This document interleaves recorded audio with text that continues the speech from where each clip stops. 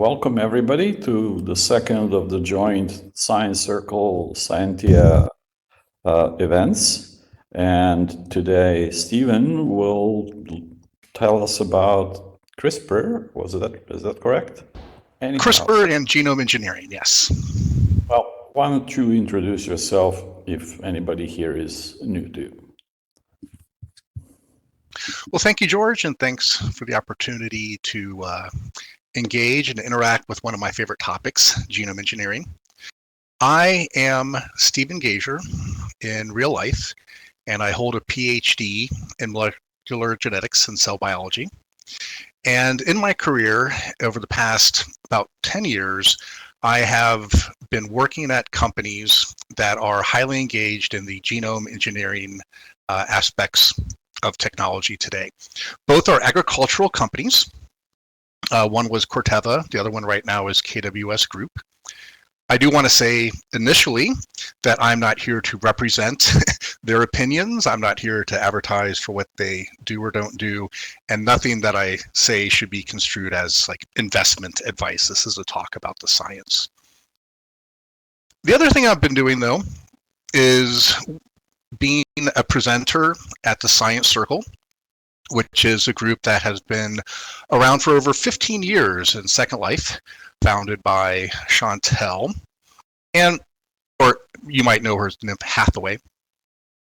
And every year I've given a CRISPR year in review talk since the year of 2018. And so I put that playlist in local chat. That's something that anybody can review. It's meant to be an overview of the exciting stuff happening in CRISPR. It gives a little bit of a background of what CRISPR is, which I will do shortly as well. Now, everybody here has heard of genome engineering. Everyone here has heard of CRISPR. And like many new but incredibly impactful technologies, there are questions people have about how it works. For a long time, for even longer before CRISPR, we've had conversations about GMOs, or genetically modified organisms. And we certainly had many examples of people doing what's called gene therapy. So now again, the CRISPR space in here is something that's exciting and new in that the ability to do it very easily with multiple different genes and targets makes it a much more commercially viable technology, something more powerful, and something more customizable to different situations. And so before I get into the nuts and bolts of CRISPR, I would love to hear what people's impressions of the impact genome engineering has had on people's lives and society, or anything that you as you look towards the future, anything that you want to comment on about good or bad, fears or joy. So just throw it in local chat. Shiloh mentions that she's heard about genome editing on cassava. And so that's right at my wheelhouse. That's an ag biotech application where cassava is a staple food. About 80% of the calories in certain African and Latin American regions. But one, its productivity is fairly low, and also the plant naturally makes arsenic. And so it's a place where, hey, this is a great food, people are using it. Is there a way to make it better? And so cassava is a great example of that right now. Day mentions he's heard that there was a mother who used CRISPR to heal her daughter, but it was expensive. So we'll talk about baby KJ. That's one of my opening and exciting things from last year's CRISPR year in review. But the idea that you can use CRISPR to, say, correct a defective gene in a child, or potentially even in utero, has some wide applicability and things that people would be very excited about, but also gets into this realm of eugenics or human genome editing. So Day asks an important question, and it's fine to talk about it now. Is CRISPR available for clinical use? And the answer is yes. There is currently a CRISPR therapy for sickle cell anemia that was just approved at the end of, I want to say 2024. And that is something that was undergoing clinical trials. But people with sickle cell anemia, they have blood that doesn't flow very well through their body. It can lead to an accumulation of red blood cells in joints, which is very painful. But, you know, you go back far enough in time, before we had a lot of medical interventions, most people with sickle cell anemia did die in their 20s. Now, the reason sickle cell anemia is a very prevalent disease in African populations is that being heterozygous for the gene confers protection against malaria. But having two bad copies of the gene can lead to sickle cell anemia. So there's this interesting ecological balance. So that's the best one. Now, there are about 4 or 5 that are, like, I think, in the regulatory approval process. And these are for things like, I can never remember the clinical name, but there's this disease where proteins accumulate in the blood, leads to a thickening of the blood, and then usually cardiac arrest. There's also stuff for cancers. So anyway, so in general, I'm not hearing a lot of strong responses about the future of genetic engineering, whereas, again, from my perspective, we've had a very strong response to genetically modified organisms in the seed space. So if you've ever heard of golden rice, that's an example. Anyway, my goal for today is to prompt some discussion about what people think about some very important societal implications of the technology. And I think one thing that has been true many times when we talk about new biological technologies is that we accelerate and race ahead for the things that we are excited about, that have narrow cases of helping people, but don't always step back and say, what are the unintended consequences? So I want to have that conversation, as well as for anyone who is feeling like they just don't understand the technology very well, we can talk about that a little bit more as well. And so, yeah, Nellie Bly, Nellie, if you can, we'll come back to that question a little bit later. I think that's a really important one of what are the dynamics of the haves and the have-nots when it comes to new technology. But let's come back to that one.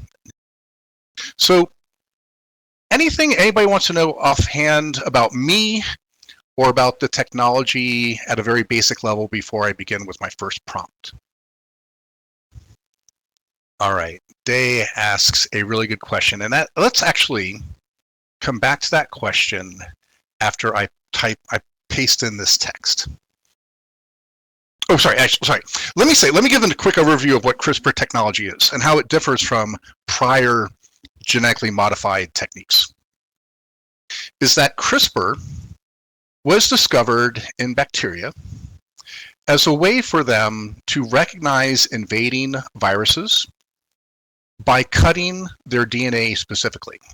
So, you know, when we think about DNA, it's comprised of a code of A, G, C, or T. And stretches of those end up being unique identifiers. They're much like an address or a zip code or a social security number, the more you string them along. And so bacteria, but here's the interesting thing, it's not that they only developed the ability to recognize those invaders. They did something that we tended to think of as very unique to the mammalian immunology system. Is there a key word that anyone here wants to point out about human immunology? What do you get to prevent diseases? Vaccines, right? Vaccines, root word being cow, because the first vaccines were passage through cow eyes in order to attenuate them. But the idea is that a vaccine is something that your body remembers, right? So this is called immunological memory. And this is the amazing thing about the CRISPR systems in bacteria. Again, these are memory systems that work in very, very different ways. Don't confuse the two there. But that the power of having the memory to fight off an infection that's already hit you once is incredibly powerful for bacteria. And they do this by incorporating some of that DNA into their genomes. And so that's what people were discovering in the early 1990s, and then ultimately led to understanding the mechanism of how it works. But within bacterial genomes, there are, again, the term CRISPR stands for clustered, regularly interspaced palindromic repeats. And what was notable about these repeats is that the sequences, so there's one sequence that was repeated over and over, the same repeated sequence, and then what was in between those repeated sequences were the target sequences from viruses. And so this is the basis of the immunological memory, is that there's an RNA, there's some DNA that can carry a protein to a target sequence and then cleave it. And so what we know mostly, Cas9 is this guided endonuclease by the repeat, well, we'll call it guide RNA. And so Cas9 is the one that people are most familiar with, although there are other variations. And so this ability to specifically identify and cleave viral DNA with memory is extremely powerful. And then what, again, several groups, and I will recognize Van der Oost in the Netherlands, Cisnes at Vilnius University, and then Jennifer Doudna and Emmanuel Charpentier at UC Berkeley. They were the first ones to recognize that there are these protein and RNA molecular components that you could, in fact, reprogram. And so now, what these labs were showing is that they could take any sequence of DNA, put it into bacteria, and they were encoding the bacteria to specifically cut that DNA. And then the implications of this are, I would say, somewhat obvious, is that if you could guide cuts into any part of a eukaryotic cell, as long as you can deliver it and make cuts, then you can start modifying specific parts in the genome. And so that's what makes it a very powerful technology. And that's what, again, when we think about therapy or R&D or agricultural biotechnology, that is what the technology does. So here's one thing, though, that the technology does not do. The technology doesn't make the change that you want. What happens is you make DNA damage, you're breaking the DNA, and then you're hoping either a broken version of that DNA is something that's useful, or in other cases, you're trying to get the cell to insert or do other parts with that. And so, again, I don't want to get too bogged down in the specifics of how that works, but I do want to just point out that making the exact change that we want in the target sequence is something that is still being developed to work at a 100% efficiency. So, so Shiloh asks, the question, although I'm a little bit confused on the question, the development of a smallpox vaccine, one thing that you could in theory do is put a CRISPR-related gene into cells and then program it to recognize smallpox, right? That would be a way of genetically engineering people in order to have basically disease resistance. Now, that's not something people typically think of they want to do, because you need that in the germline, right? You need that in everyone here started out as a single cell. And so having all of your genetics carried to your entire body usually requires that you had all that in your original one cell state. And that's a very, from a philosophical and point of view, that becomes a very dicey conversation, which we'll get to. So any sort of quick questions on that technology? Because what I'm going to do now is post in something that was one of the big highlights of last year. We'll get this discussion started. Okay, and that is baby KJ.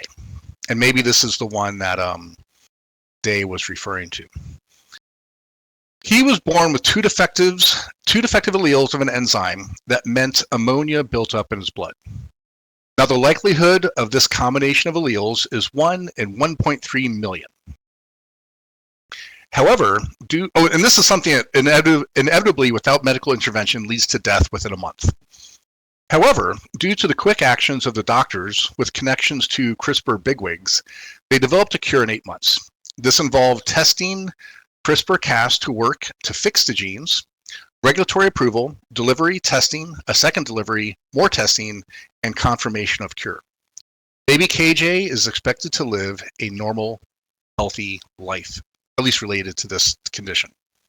The estimated cost of this right now is over $1 million, but with scale would be regulatory approved for many defective genes and thus much cheaper and hopefully funded by insurance. So that's to answer one question that Day had. Does insurance cover this? And the answer is no, right? I mean, insurance is a complicated process for the approval of any sort of therapy, but it requires extensive testing, extensive safety profiles, and extensive demonstrations of efficacy. And so what we have right now is this. Again, one thing that's nice, and Nellie's mentioning this, again, isn't necessarily the prototype. One thing that we have established, like I mentioned with sickle cell anemia, other clinical trials, is that Cas9 is generally safe to give to people. We have the ability to do it. We know it works. The only question is what happens when it's a new target. And this is what CRISPR is uniquely qualified to do, is that you can use all these same components of a therapy, and you're just changing one part of it to target a new system. And so, Ilse, let's come back to that question in just a second, because I have several prompts here. What do you all think of the prospect of this as a therapy? Are there any downsides to this? And any qualms about treating some diseases? Again, I put diseases in quotation marks, due to defective genes, because again, sometimes a defect is just a matter of some norm. So I'm going to come back to Ilse's question, because I think I do want to highlight that, the ability to cure someone who has been just born, and again, in this case of baby KJ, we're very specifically trying to target the liver. The main places where this blood detoxification occurs is in the liver. So that's the only place where KJ will now have, not all, but enough cells to carry out the biochemistry. But it's not going to, but it's not changing his eventual sperm, right? So his sperm still has both of these defective alleles and one of these two defective alleles in every single sperm that he's going to produce. And so to me, that was always one interesting question, is how does this relate to genetic engineering of the germline and of the race? And so Ilse brings up, how comfortable are we versus the changes that we want to make? And again, when we think about what a disease is, if there are, from the historical perspective of Germany, the belief that being Aryan, or again, at the times they also called them Nordic, that was the ideal way, that was the best way to be. That there was a relativistic determination that being Nordic/Aryan was superior. So if this technology were available back then, what would people have done? Yeah, and brown hair might be a bit of an excessive example of a disease, but we have historic precedents for this. So does anybody else, any other Germans or non-Germans who have a qualm about thinking about custom babies? And I certainly like George's comment, and I think there was an opening comment along these lines. And again, I'll paraphrase. Any technology can be useful, and then the use for that can be good, bad, evil. And then the question is, how do we regulate those things? How do we know when and what they should or should not be used for? And so one danger, and I think this was mentioned earlier in the conversation, if, especially in a capitalist society that we have right now, where there's an incentive and there's a lot more influence by people who have more money, are they going to race to the top and always have an advantage over the common person? And so, right now, so let me say, because I have some thoughts on this in regards to CRISPR, but anybody else that want to follow on to George's comment with that? because George does point out something, right? When we do this for good, we save lives, right? GMOs have, and in case of the golden rice, could have saved millions of lives if it were used earlier. So would people prefer, and this is one of these questions, do you think there should be a democratization of the CRISPR technology? Something that makes it government, in some way government funded and sponsored in a way, or something that's subsidized in a way that more people can use it? I'm seeing yeses. And Barragon says CRISPR is cheap and should be available to all. Now again, I want to say the counter argument to this is typically that companies will not spend money to develop this technology if they don't have an incentive to make at least some degree of profit off the technology. Now again, that's a more general conversation. What we have right now is CRISPR technology. Do people think there should be an intervention to do that in this point in time? So I see a yes, definitely, from Anthony Edward Carbonell Stark. Although Morgan Tarber points out a very interesting question, is this a good time to trust a government?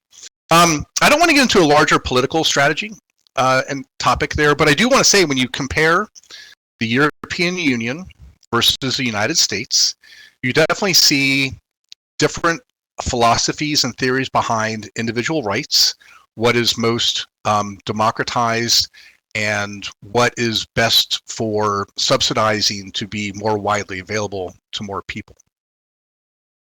Again, I want to point out the car, when we think about the combustion engine and the car, this is something that rich people were the first ones to adopt and use.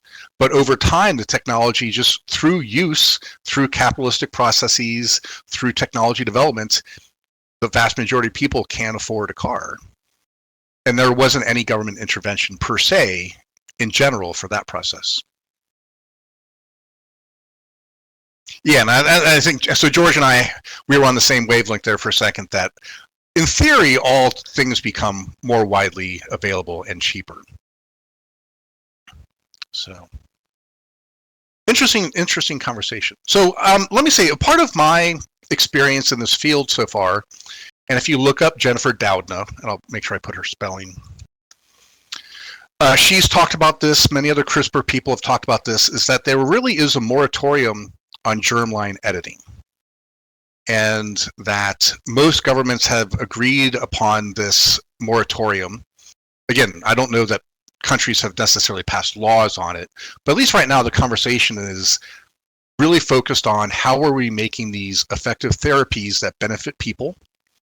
And at least in the agriculture sector, the applications of these are to allow farmers to be more productive with the seeds as well. So there's very little nefarious purpose in these cases. Yeah, and again, as Syzygy points out, so I don't want to get to the point, I don't want to get too much in the conversation of the specifics of a government being good or evil, but within the context of today, we can talk about that. All right. Again, does anybody want to comment though on, because this is something I kind of push back on Jennifer Doudna and others on, is that if you have a disease due to a defective gene, do we want to have a system where we're always taking someone who's born and then fixing that gene, and then they have those to pass on to their children? Or is it actually more moralistic, at least in some cases of genes, ones that we can identify don't have a positive purpose, limit someone's opportunities? Should we, in fact, also purposely look for germline editing so that future generations benefit from that intervention? Right? Or are we creating a system that's dependent upon multiple rounds with every generation of more therapy? And maybe this is a good time. So Morgan mentions ask why before deciding who, and I think that's a good part of it. Yeah, Ilsa says this is something that should be decided by the person. Again, when we're talking about a lot of these cases, you're making a decision on behalf of your child who is not born yet, maybe not conceived yet, maybe not even more than a single cell, right? These are It's not being decided by the person. Many of these conversations are being inherently decided by the parents. Yeah, so just to reiterate for Day, the defective alleles that afflicted KJ that he was born with, his sperm will have those defective alleles being passed on. Now, it's only one of the two at a time, and so it's a highly unlikely that a child of KJ's will have the disease, but the likelihood goes from about 1 in 3 million to about 1/4 of that goes into the risk of it now being 1 in 200,000. No, that's the wrong math. 1 in 400,000. So, all right, let's move into the agricultural space. So I think this is a place where I can even more specifically talk about this. Oh, sorry, before I pass on though, there's a big difference between genome engineering in agriculture versus using it as a therapy, which is when it comes to a therapy, you really have to make sure that there are no side effects or unintended consequences. And the technology right now doesn't exactly work that way. Now, what you can do is take a batch of cells, edit a bunch of those, and then screen for the ones that don't have side effects or bad or off-target effects, and then that's what you deliver. But that makes it much more complicated, right? In many cases, you want the therapy to go in, have no unintended consequences, always do what you want it to do. And to some degree, we have a balance of being effective versus reduced side effects, and that's where therapy is in many cases right now. Agriculture is different in that you can make a plant and it never escapes the greenhouse before you've had a chance to completely understand what you've done with that plant, make sure it's working, make sure there are no unintended or off-target effects. So here's my next prompt. In agriculture, CRISPR and related technologies can be used to make more natural edits to plants. For the most part, these changes will work to keep our agricultural productivity high without the need to use GMOs. Again, technical definition of a GMO is a gene from another organism integrated into that plant's genome. Very few organizations, and this includes government regulatory bodies, will consider advanced breeding techniques with CRISPR organic. So do you feel this is an acceptable way to manage our food supply? And then 2 other questions, prompts. Do you feel GMOs were ever dangerous in the first place?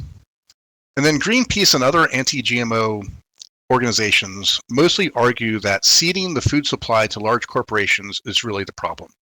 Does CRISPR change that, in your opinion? Shiloh mentions, Mexican farmers and activists are actively protesting against GMO corn. They are focusing on protecting indigenous native strains.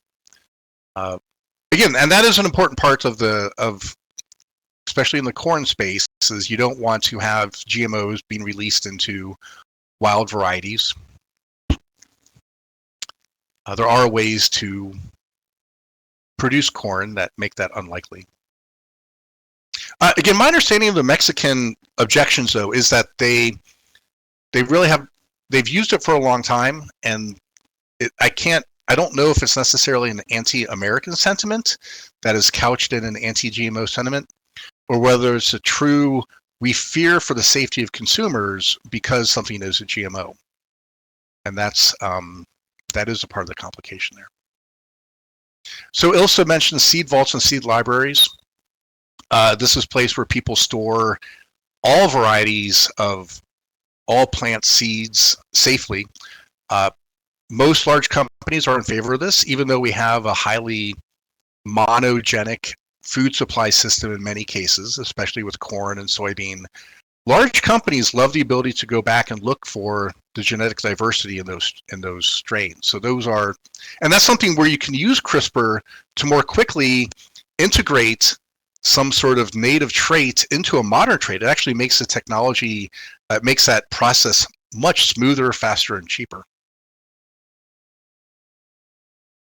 Bong Crescendo says, it's not whether GMOs are dangerous for us to eat, but whether they will outcompete the existing variants, loss of variability. Yeah, that is a concern. The balance of power here, the balance of usefulness is that if some of these other varieties get eaten up by pests or they all die due to drought, then you're dramatically losing productivity. And that's usually where GMOs are trying to help out the food supply. And Curious George, yeah, people hate what they fear and fear what they do not understand, which is, again, one reason why I want to be here to, although I know I have a friendly audience, to help ease the fears of what these things are and what they really do. Again, one thing that's interesting about CRISPR and these advanced breeding technologies is that a lot of cases they are being used to enhance the diversity of our food crop system in order to be more resilient to pests, drought, climate change, salinity, any number of things. So to some degree, CRISPR can help accomplish what natural evolution has done as well. Well, bananas are an interesting case. I don't want to get too much into bananas, but one thing that's actually very powerful about CRISPR is that bananas are something that we, again, the term is somatically propagate. And that, in other words, they're all clones of each other. And then we grow new trees based on, clones. And that's very bad for resistance to diseases, especially fungus. So what's really powerful about CRISPR is that we can use the technology to genetically modify bananas without having to make seeds. We can actually then propagate the genetic engineering in a very safe fashion to replace the non or the susceptible bananas. Yeah, so Shiloh asks, is CRISPR helping to save bananas? The answer is 100% yes. There are several companies that are working on that, several international organizations. One of which I'll direct you to that I've met and talked to people there is a company called Tropic Biosciences. And if you want to look up their webpage, they're also looking to help coffee. So coffee is a variety of plant that the cultivated versions are under a lot of stress as well. But bananas, so the other thing to keep in mind, everyone here is familiar with the fact that, bananas are also more commonly referred to, and depends on how you define them, to plantains. And so we typically describe a wide variety of plantains actually are staple food crops in many areas of Africa. And again, not all of those are necessarily like bananas in that they're clonally propagated. Some of them do make seed, you plant seed, they do undergo meiosis and recombination reproduction. But being able to work with any important staple crop is something that a lot of the big companies and international organizations want to do. It is. No, you'd hate to have bananas disappear, I think, especially coffee. So Shiloh asks, are they, and again, I presume she's going back to bananas, are they under stress because of monocrop culture? I mean, to some degree, that's always a concern, is you want more diversity within your crops to naturally start finding varieties that can resist some stressor. But the problem with a lot of bananas is that they are clonally propagated. And so the clonal propagation means that, yes, people naturally just have a monocrop that's even like more than the typical monocrop of low genetic diversity. It is just zero genetic diversity by definition. The coffee, no, I don't think coffee is that way. I think coffee just is one of these very,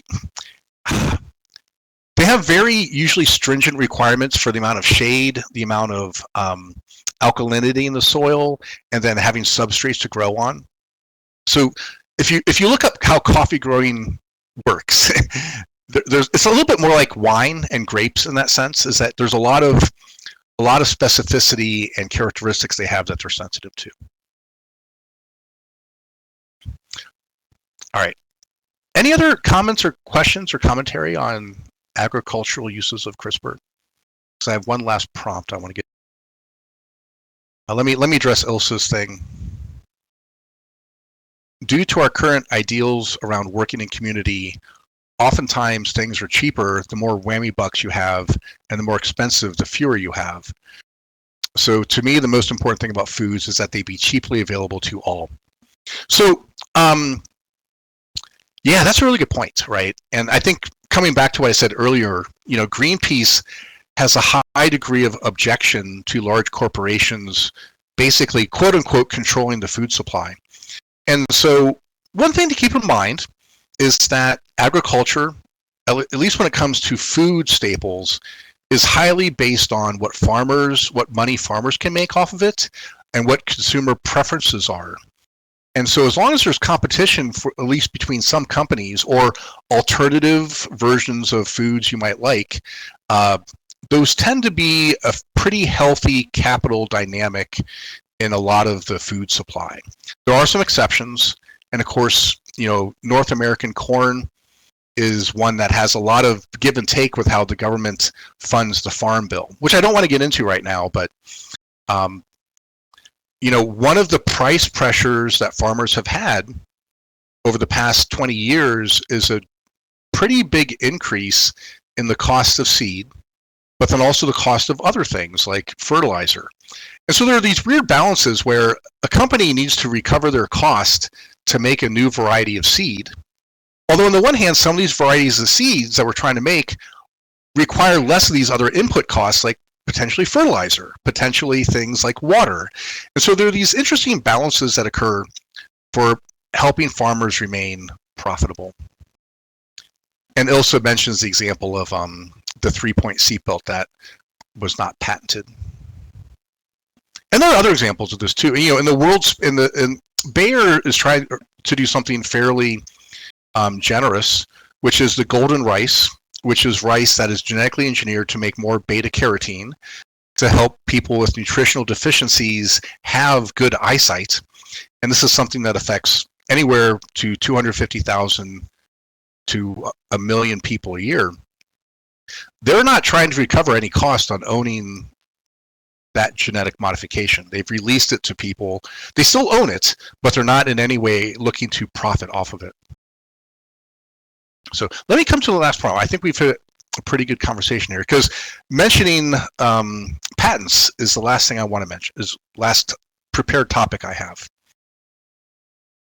And we're kind of naturally gravitating towards it anyway. CRISPR has led to a lot of patents. However, the main patent dispute between UC Berkeley and Broad Institute has not been resolved. This leaves uncertainty for a lot of licensing and broad patent licensing, but the technology has led to many other patents for gene editing independent of those two. It is a fairly diverse ecosystem. Do you think patents should be allowed for foundational platforms like this? If there are any economists out there, what impact would an open license on foundational CRISPR technology have? So, yeah, this is one of the tricky things with patents, is that if you have patent disputes, they'll tend to allow you the 14 years with extensions, starting from the point at which the conflict and the resolution was solved. And so, the Broad Institute's patents, in theory, could end up not expiring for quite a long time. Well, and the other thing it also points out is that sometimes, there is this time limit in terms of how much money companies can make back on it. And to some degree, like especially in agriculture, it takes a company potentially 20 years to get a new product concept to market. So if you make it with CRISPR, you have to find either licensing terms or royalty systems that make sense given those long time frames. And again, I just want to point out that George points out one of the key things, and this is in the Constitution, right, of the United States, and other countries around the world have had systems before this of you allow an inventor to protect what they invented because they figured it out before anybody else, and that's an incentive because then it's protected and they can make money off of the time and the creativity and the invention. And in general, people feel that's a good system for creativity. And Barragan mentions that sometimes once an industry is mature, patents can throttle innovation. And I think, let me say from my insider point of view, without going into specifics, there are a lot of conversations we have in an R&D department based on what we think we can or can't do, based on the term freedom to operate. And that is, we've either licensed the technology and paid money for it, or it's not owned by anybody who could come after us and sue us for having used it. And these are, in many cases, very complicated conversations that, in fact, do slow progress. Well, yeah, it also mentions patents attributed to universities. So let me say two things about that, which is one, in the US, there's a law on the books, I want to say Oxford-Bainsley or something like that, where universities are obligated to patent inventions that they have. The US government at some point said, yeah, you can't just go around inventing stuff. If there's an economic patentable thing, you have to do that.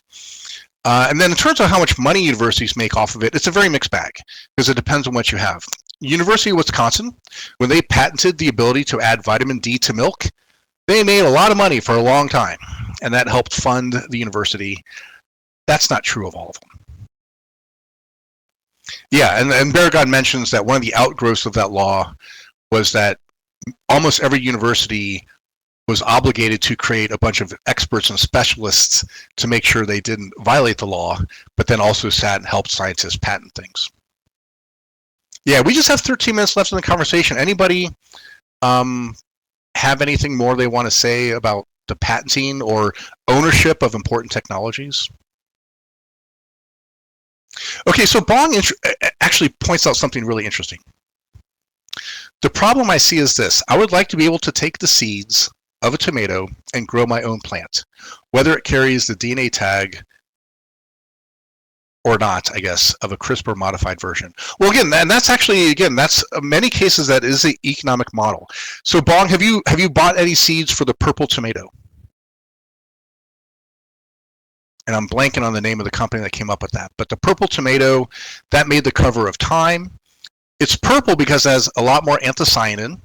It actually has a highly elevated nutritional profile for several vitamins because of that. And so they basically put the seeds into the consumer channel mostly through Walmart. But again, as they're bulking up, they'll make the seeds more available. So you still have these choices, right? I mean, in terms of your average consumer, you still have the choice of what you want to grow. Yeah, Norfolk. Oh, so Curious George, so I'll actually point out something you said in local chat here, which was, well, not just startups, but he mentions that startups are paid by the government to develop something.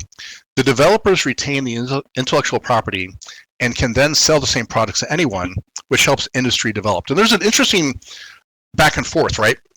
That a lot of money goes to universities as well as directly to not just startup companies, but larger companies like, say, for like COVID vaccine, to produce valuable things for society.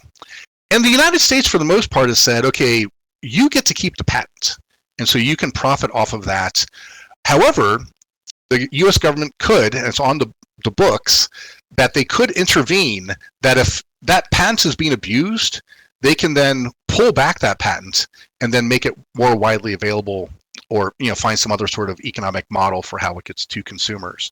And so I think there's an interesting back and forth. We've tended to give companies a lot of latitude to profit a lot, even off of jointly developed technologies. So I'm not sure that's the right balance of things.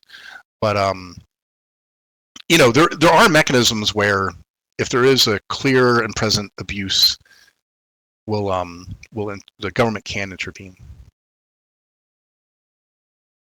I hope that answered your question in full. And Ilsa mentions it goes down to politics. If you're hungry, you do not care about things like patents or ownership, you're hungry.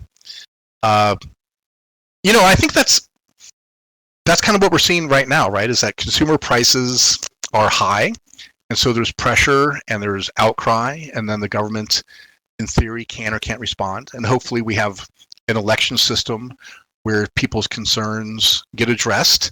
And, Farm Bill, food supply, subsidies for food stamps, these are all things that are a part of the conversation you see over and over. Of course, in politics, there are always all sorts of conversations going on, which is one reason. Okay, so let me also mention, I've been living in Iowa for the past 10 years.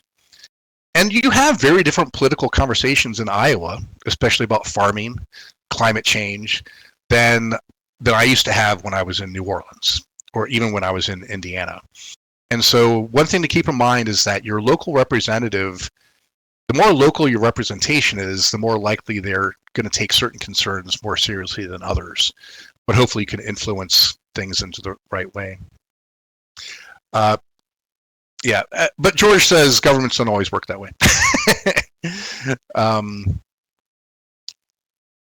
And I do think that the Farm Bill so far really has, certainly from an R&D perspective, there's a lot of money that's gone into R&D for corn and soybean, and a lot of acres planted for that. But maybe, and this is something that, again, the RFK Jr. Expressions of discontent related to there being more opportunity for consumer nutritious food to be available. And so are we striking the right balance for doing that, but also into an R&D perspective for companies? And you see that, yes, like Norfolk developed a purple tomato, but how widespread is that across our food supply? I do want to come back. So D. Lisden has a commentary here, which is, all food subsidies should be abolished. Eating is not an unalienable privilege. So I think there's a lot to say about subsidies in general messing up, a capitalistic system and the right levels of competition and pricing of various goods. Now I want to push back a little bit though with agriculture, which is that some of the subsidies are basically an insurance protection, because agriculture is in many cases an inherently volatile situation with the environment. And so if you have a widespread drought or widespread hurricanes or widespread environmental economic damage due to, quote unquote, acts of God, then you don't want people to go out of business just because they had one bad year. So crop insurance, I think, is an incredibly valuable way to make sure the economic sector overall stays healthy. Now, the question I also want to say is, would you consider subsidies for helping R&D to make a more resilient food supply something you'd object to? So again, coming back to CRISPR, would you say that we should still subsidize CRISPR technologies and technology developments in order to help make a resilient food supply? Yeah, and I think there's some really good recent documentaries on the corn policy by the U.S. government over the past, basically since, post World War I, since the droughts. There's some crazy ways that has developed. Where again, especially for corn, a large percentage of it doesn't even go into the human food supply anymore, right? There's the majority of it goes to feed livestock. So again, indirectly it feeds humans. But then there's something like 30 or 40% that now goes to ethanol production. Is that the best use of our land acreage?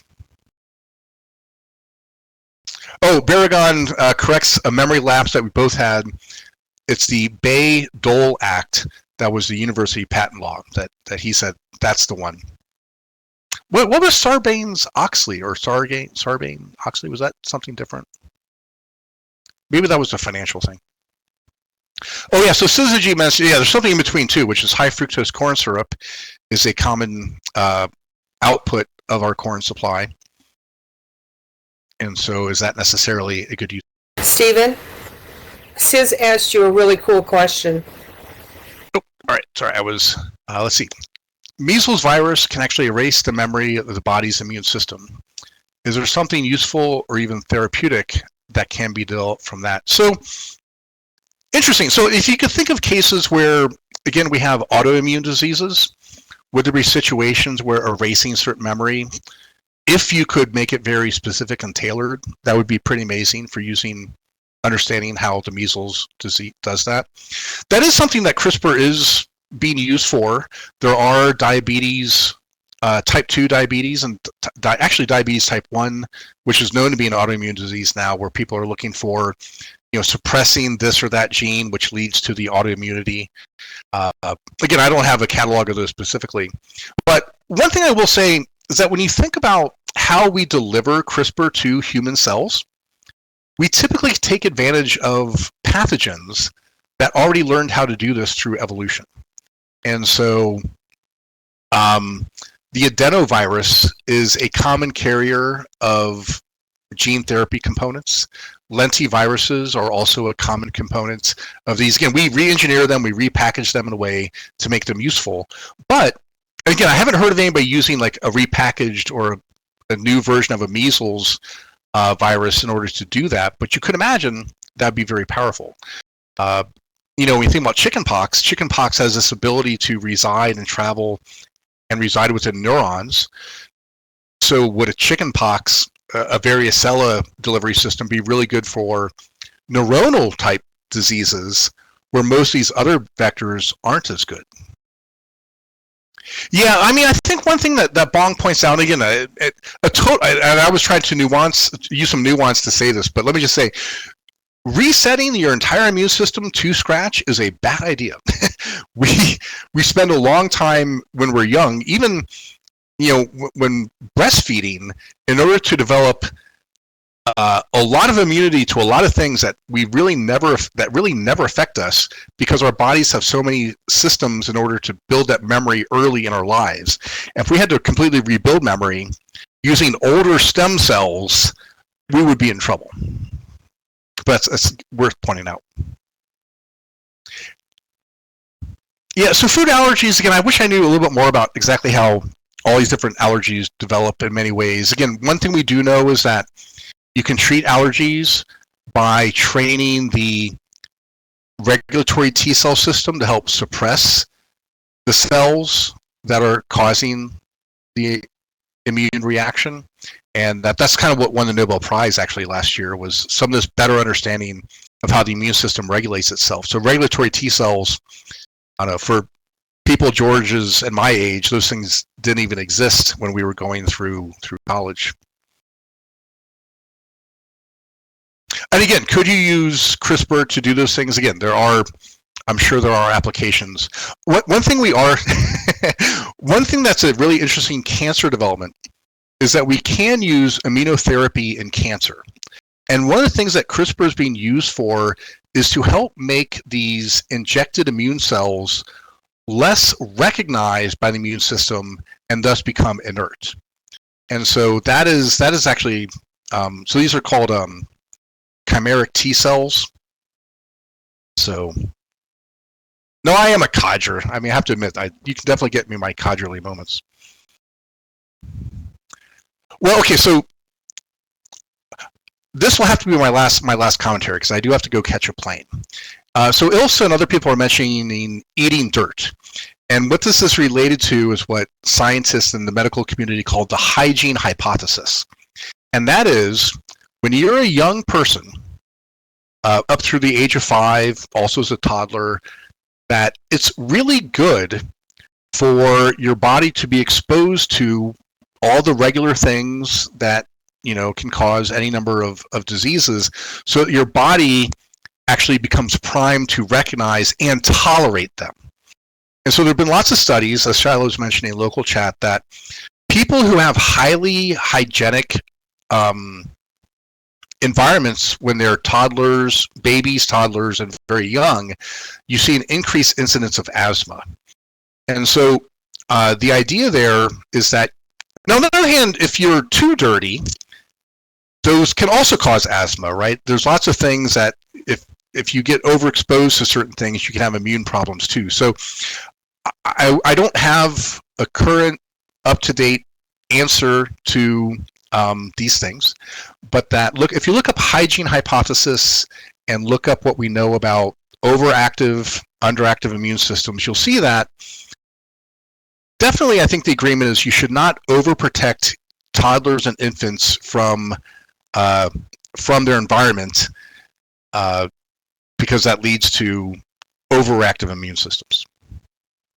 Yeah, child care centers. That's a great example. Your kids come home, they're sick. In some cases, you get sick from it too, but a lot of cases you don't, because you've already had that disease. Well, okay, then there's the reverse. Yeah, if you have certain disease like COVID, COVID's a good example where COVID has a lot of fine-tuned mechanisms that older immune systems have trouble defeating, but that young children are like, whatever. And so, yeah, there's a balance of different types of diseases that can be problematic. You know, another good example was the influenza virus, the pandemic in 1917, that tended to affect older people more. And what they think might have been happening was that those people had developed an immune, I think it was, I hope I have this right, that they had exposure to a prior version of influenza that then that the 1917 influenza re-triggered to be overactive in their immunity, whereas people who were not older tended to be less, ended up being less toxic. Thank you all for coming and participating. I think a lot of you contributed to a really interesting, diverse conversation. And again, I'm happy to talk more. So if you're interested in something here and there, feel free to hit me up with those conversations. I want to thank Scientia, George, Shiloh for helping host the event today and advertising it. And with that, any closing thoughts? Again, I want to say, in my closing thoughts, I think CRISPR is an amazing technology, an amazing tool, and it's working within the international space. There are amazing opportunities for it to help humanity, both in terms of disease, food supply, other R&D, even like contaminant detection. There's amazing things it can do, and I hope that we can realize that potential by shepherding who and how much we use it in various cases. So with that, George, if you want to make any last comments, I'm done.